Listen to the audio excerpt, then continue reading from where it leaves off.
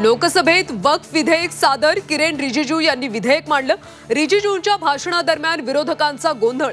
भारतात वक्फची संपत्ती सर्वाधिक असल्याची रिजिजूंची माहिती। वक्फ सुधारणा विधेयकावर ऑल इंडिया मुस्लिम लॉ बोर्डाचा आक्षेप। भेदभावपूर्ण आणि सांप्रदायिक हेतूने विधेयक प्रेरित असल्याचा दावा। विधेयक पास झाल्यास देशव्यापी अभियानाचा इशारा। बीड मधल्या वाळू रेती गँगचं इतर गँग्सना आता सुतासारखं सरळ करणार। उपमुख्यमंत्री अजित पवारांचा इशारा। कुणाचीही दादागिरी खपवून घेतली जाणार नाही, अजितदादांचं वक्तव्य।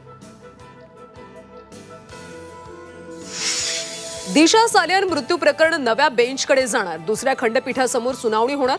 सालियान यांचे वकील निलेश ओझा यांची माहिती।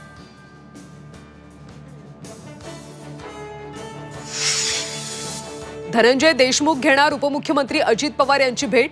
आमदार विजयसिंग पंडित यांच्या बीड निवासस्थानी भेट होणार। संतोष देशमुख हत्या प्रकरणाच्या तपासासंदर्भात दोघांमध्ये चर्चा होणार।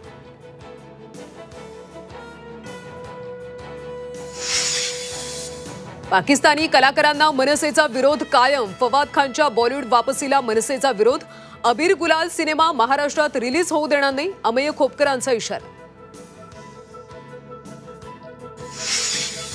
जालन्यामध्ये सुनेनच केली सासूची हत्या। हत्येनंतर मृतदेह गोणीत टाकून सून फरार। भोकरदाना नाका परिसरातली धक्कादायक घटना। बेळगाव शहरातल्या बस डेपोमध्ये चालकाची गळफास लावून आत्महत्या। पाठदुखीच्या त्रासाला कंटाळून बस चालकाच्या आत्महत्येची प्राथमिक माहिती समोर।